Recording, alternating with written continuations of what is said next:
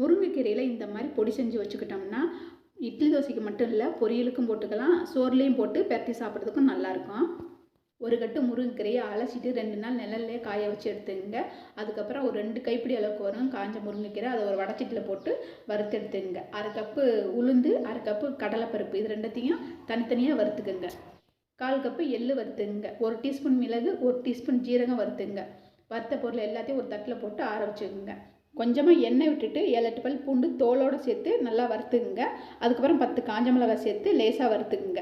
இப்போ அடுப்பு ஆஃப் பண்ணிவிட்டு நம்ம ஏற்கனவே ஆற வச்சுருக்கிற ஜாமானோட இதையும் சேர்த்து நல்லா ஆற விடுங்க. ஆறினதுக்கப்புறம் மிக்ஸி கப்பில் சேர்த்துட்டு தேவையான உப்பு, 1/2 டீஸ்பூன் அளவுக்கு பெருங்காயத்தூள் கொஞ்சம் அதிகமாகவே சேர்த்துங்க. அப்போ தான் இட்லி பொடிக்கு நல்லாயிருக்கும். பருப்பெல்லாம் சேர்த்து 2 சுற்றி எடுத்துக்கிட்டு அதுக்கப்புறம் முருங்கைக்கீரையை சேர்த்து ஒரு சுற்றி எடுத்துங்க. கொஞ்சம் குறன்னு இருக்கிற மாதிரி அரைச்சி எடுத்துங்க. அரைச்சதுக்கப்புறம் சூடாக இருக்கும், ஒரு தட்டில் போட்டு ஒரு 10 நிமிஷத்துக்கு ஆற விடுங்க. ஆறினதுக்கப்புறம் ஒரு டப்பாவில் போட்டு நல்லா டைட்டாக அரைச்சி வச்சுங்க. நிறைய அரைச்சி வச்சுக்காதீங்க, கொஞ்சமாக அரைச்சிங்க. அப்போ தான் நல்லா மணமாக இருக்கும் சாப்பிடும்போது.